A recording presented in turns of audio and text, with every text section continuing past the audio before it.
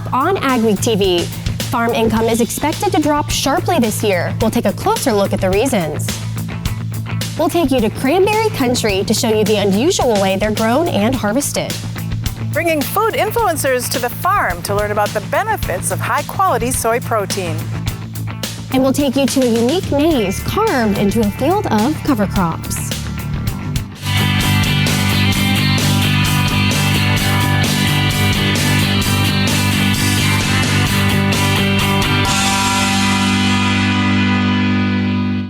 Welcome to AgweekTV. I'm Emily Beal.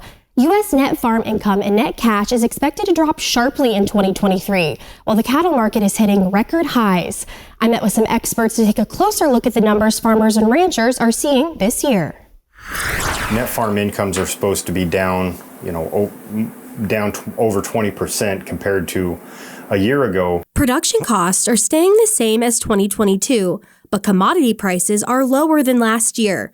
Despite that, Brian Parman, North Dakota State University agriculture finance specialist, says it will still be an above average year. Kind of the key with that is we're coming off of a record year in 2022. And though it is down, it's still above the long run average, the 20+ year average net farm income and net cash income. Parman is also warning farmers to prepare for an increase in interest rates. Interest rates, which are significantly higher or expected to be significantly higher this spring of 24, seeing some operating notes and starting to be above 8%, which hasn't been seen in over 15 years. And so that's something to consider, especially when we've gotten used to 4%, 4.5%. This isn't an insignificant jump. Net on-farm income might not be having a record year, but the cattle market is experiencing a different story. Cattle market is much improved, obviously. We're at record high prices again. Tim Petrie, NDSU livestock marketing specialist, says the drought conditions over the past couple of years have been a driving force in the cattle market, as many ranchers were forced to downsize their herd. Herd rebuilding has not started yet, but there is improvement in drought. Peak prices looking ahead usually occur when the herd rebuilding is in earnest, and it's just too dry yet for that to happen. Petrie predicts cattle market prices will remain high in 2024. The president of the North Dakota Stockmen's Association is also optimistic about cattle prices. The All Breeds annual cattle tour made the stop at 6 beef operations, this one near Valley City, North Dakota. Stockman President Jason Leeseth says all classes of cattle keep setting records month after month, and those classes are at all-time record highs. Markets are up because herd sizes are down after a few tough years. Leeseth says some producers are looking to rebuild herds, and right now is a great opportunity for producers who wean and sell in the fall. Going to be a good payday for our folks in North Dakota in the cow-calf business, which is much needed. We've had between the weather and the poorer markets over the last 4 or 5 years, we're due, and it's certainly well-deserved. But it looks good at this point. The annual tour rotates around the state. This year they hit ranches in southeast North Dakota and will tour the west next year. It's almost time for a holiday staple to take a spot right next to the turkey. And the nation's cranberry state expects a big year from the crop. We take you to the Wisconsin cranberry harvest in this week's AgWeek cover story. I've been growing cranberries my whole life. Wisconsin is the world's largest cranberry growing region, and Wade Brockman isn't bogged down by the bright red berries. I'm a third-generation grower, and I was knee-high going out on the marsh, on my grandfather's marsh, so I remember as far back as I can remember, I remember doing cranberries. Brockman is the manager of the Wisconsin Cranberry Research Station, which is the center for innovation in cranberry country. The state is estimated to harvest around 5 million barrels of cranberries this year. That's 60% of the nation's crop. Brockman says harvesting cranberries is like no other crop. The berries grow on vines, in marshes. We flood the beds a little bit, put a little bit of water on them, 6-8 inches, and then we pick the fruit. We knock it off, it floats, and at that point, we flood the beds up about 20 inches of water, 22 inches of water. We corral them with the yellow boom you see behind me, and pull them down to a berry pump and pick them up. Like many industries, growing and harvesting cranberries has gotten more efficient over the last 20 years. Although even with the need for fewer people, Brockman says they're still shorthanded. And despite the dry conditions, Brockman says the crop is a good one. It really didn't. Actually, it's better for us. We can control, we have irrigation in our beds, and we can control our moisture 100%. So I think that's why we're seeing some of these big numbers coming out across the state. You can read much more in the next AgWeek magazine or at agweek.com. Up next on AgweekTV, our dry bean tour continues with a look at the industry in central North Dakota.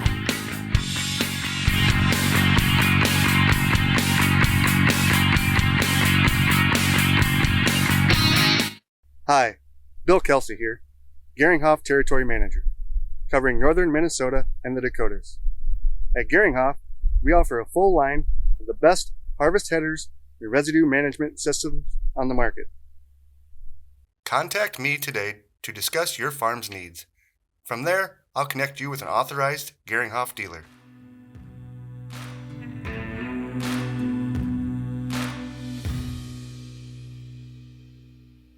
Cranberry welcomes you back for the second annual Full Pod event. Join us with the Millennial Farmer, Brian of Brian's Farming Videos, Larson Farms, and Tony Fast at Fast Ag Montana.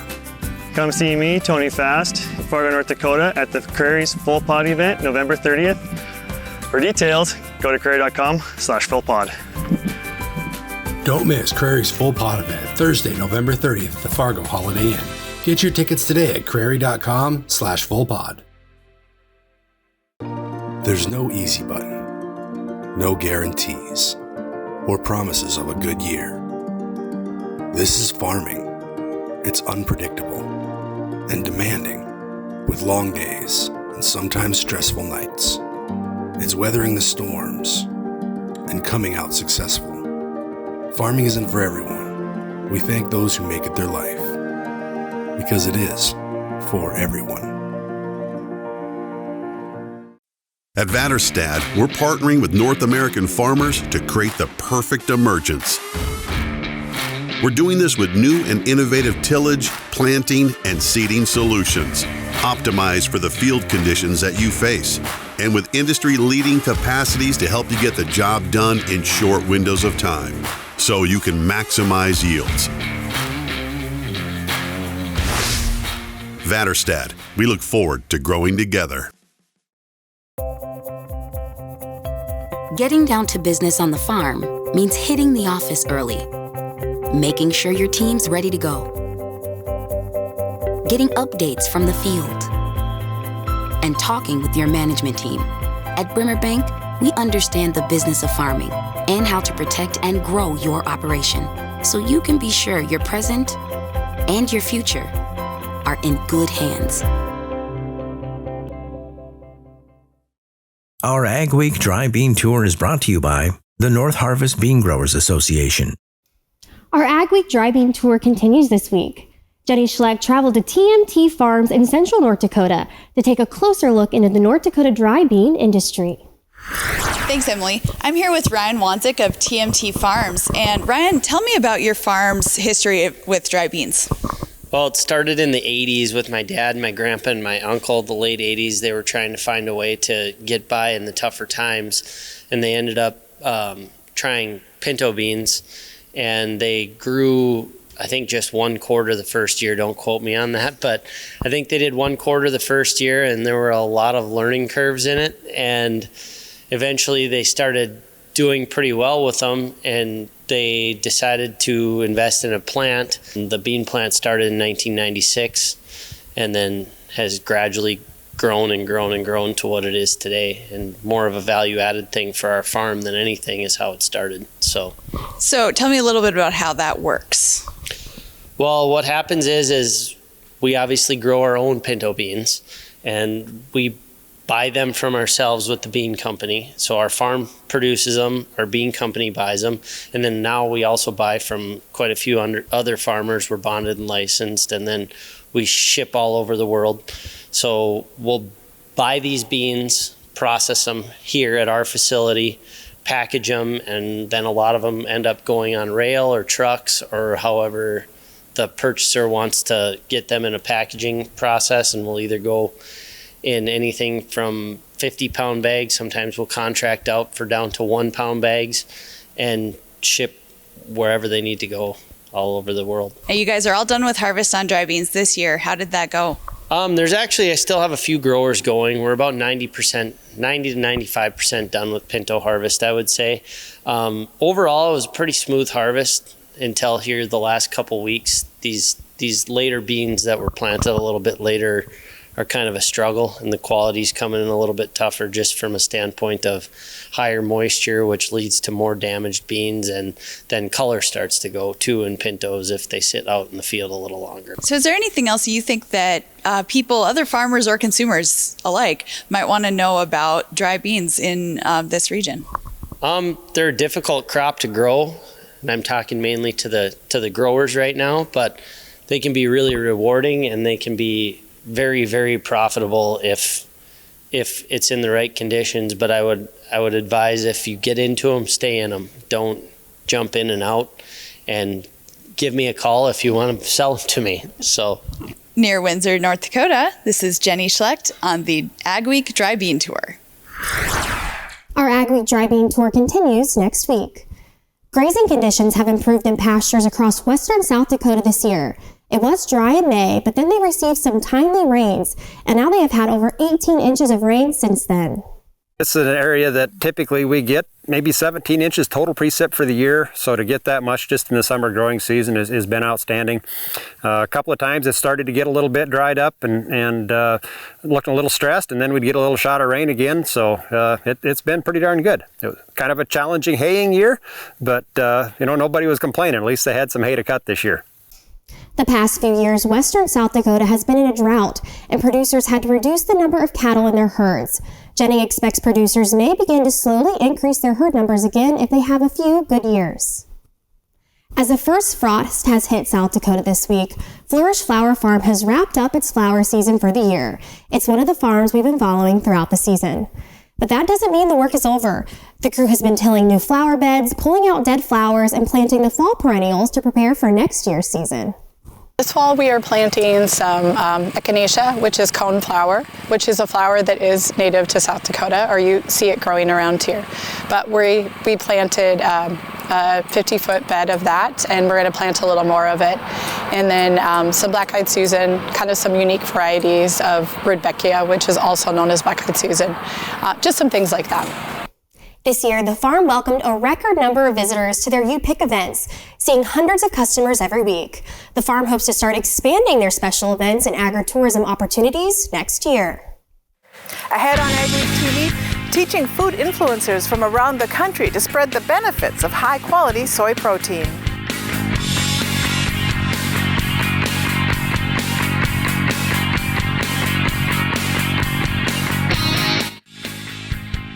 For home delivery of AgWeek, log on to agweek.com or call 800-811-2580.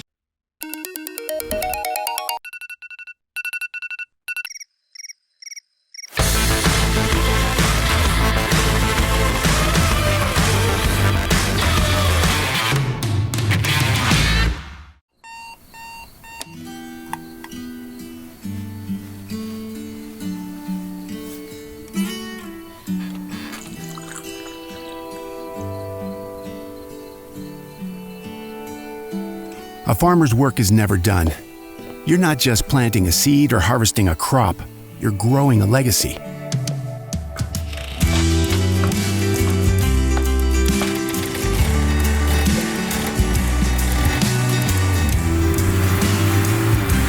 When you're up before dawn and out long past dusk, you need a banker who will work with your schedule, not the other way around. At Choice, we do banking differently, giving farmers like you time back to focus on what really matters. Choice Bank, top North Dakota Ag Bank for 10 years running, and always people first.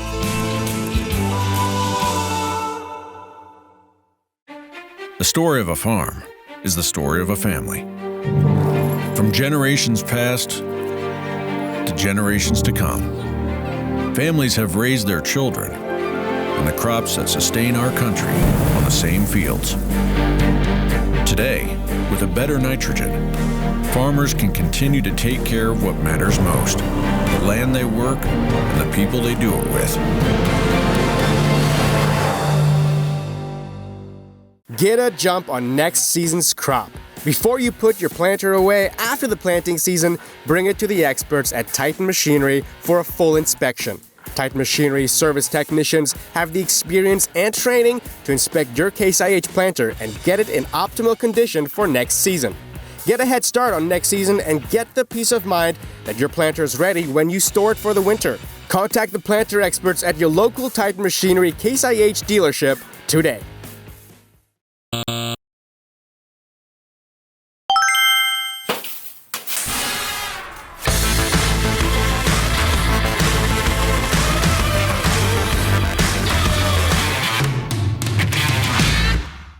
AgWeek weather is sponsored by Bremer Bank. Connect with a banker today at bremer.com. Is the region in need of some moisture? Here's John with our AgriWeather Outlook. October marches on. The weather pattern taking shape for the second half of October is looking seasonally cool. I mean, you get into late October and you just don't see into the northern plains and upper Midwest a lot of hot weather anymore. That's pretty much done for the year. However, we're also really seeing a relative absence of cold. There will be a bit of a cool snap through the into the southeastern part of the country and the extreme east, but nothing really Arctic at all about this. We're going to leave that all up in Canada. And as far as precipitation goes, although there is a weather system moving through over the start of this period, actually almost just preceding this period of time into the plains and Great Lakes, it looks pretty dry setting up here over the next couple of weeks. So here's the pattern as we begin this on Sunday.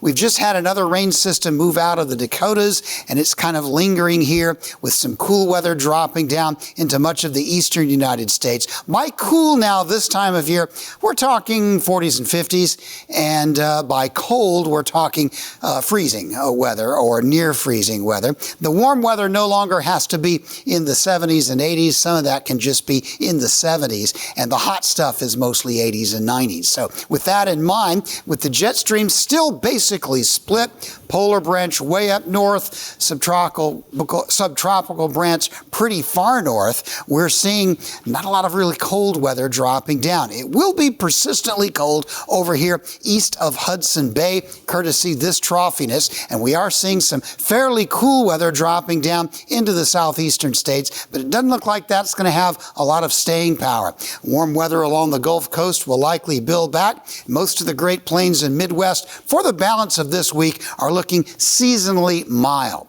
And as we go through toward the end of the period, starting to see some semblance of a consolidation of the jet stream, though it's still split here around the Great Lakes, and that implies kind of a slow-moving, meandering weather pattern, and this split flow here in the eastern part of the continent suggests we're not really going to kick up a lot of big storms. As we go to the second week of the period, a little bit of another trough forms out along the Pacific Northwest. Will keep things fairly cool into the east, especially New England and eastern Canada, where it will actually be cold enough for at least some snow. But most of the United States, not called Alaska, the weather is not going to be too cold at all. And it looks generally quite dry. A few areas of rain along the eastern seaboard. Looks like the Pacific Northwest from Washington northward may be quite wet, but most of the United States looks like it's going to be dry pretty much for the remainder of the month of October. With the split flow pattern in the northeastern states, I just don't see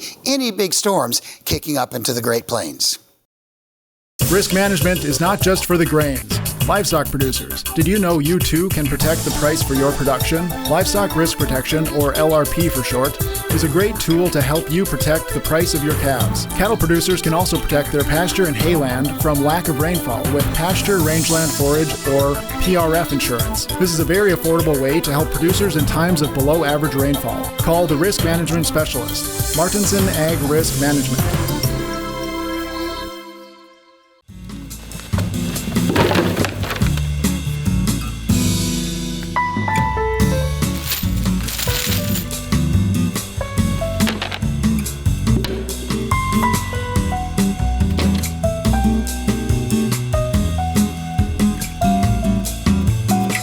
things in life are hard.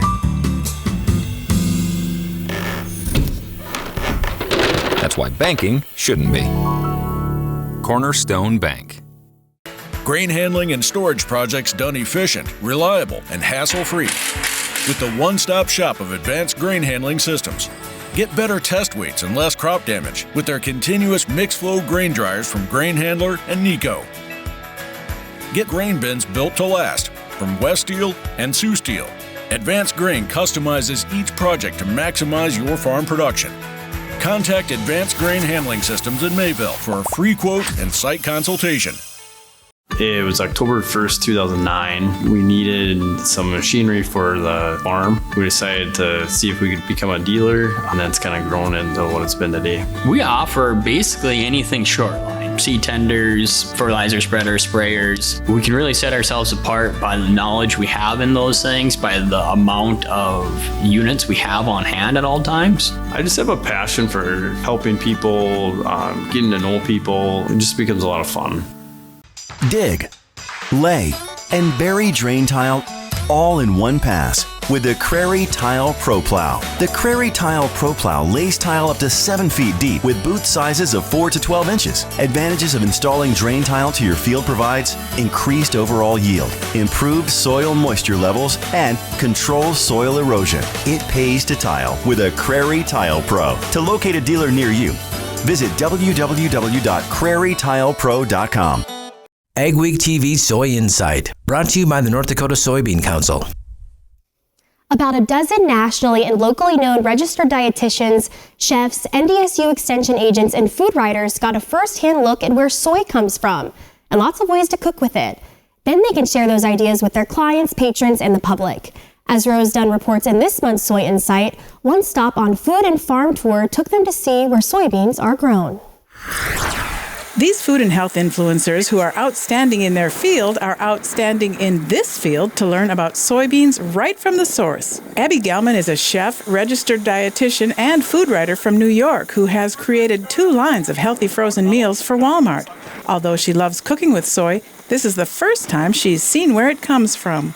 Today was great. I learned how it works on the farm, right? So how it's grown, how long they farm it, when it's harvested. I got to ride on the combine. Jim Thompson hosted this group on his family farm near Page, North Dakota. He and his family have grown soybeans here since the 1970s. He's happy to teach them about how soybeans are grown and the health benefits of soy protein. Yeah, North Dakota soybeans are good, high-quality protein, and we need people like these influencers to come and show people how easy it is to integrate a soybean-based diet into your routine, and that it's easy, it's affordable, and it's good. It tastes good. Linda Funk, the executive director of the Soy Foods Council, says these field visits are a great way to help food experts understand where their food comes from and in turn help educate the public. It's such a great experience to have people actually see how soybeans are grown. You know, not a lot of people see this. So it's great having people come and talk to Jim, the farmer, and really understand the process. You know, this is truly from field to table. Near Page, North Dakota, this is Rose Dunn for AgWeek.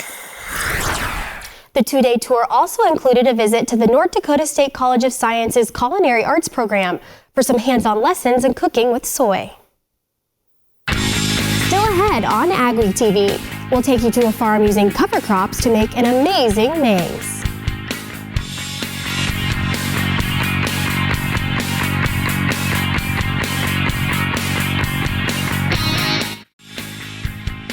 For home delivery of AgWeek, log on to agweek.com or call 800-811-2580.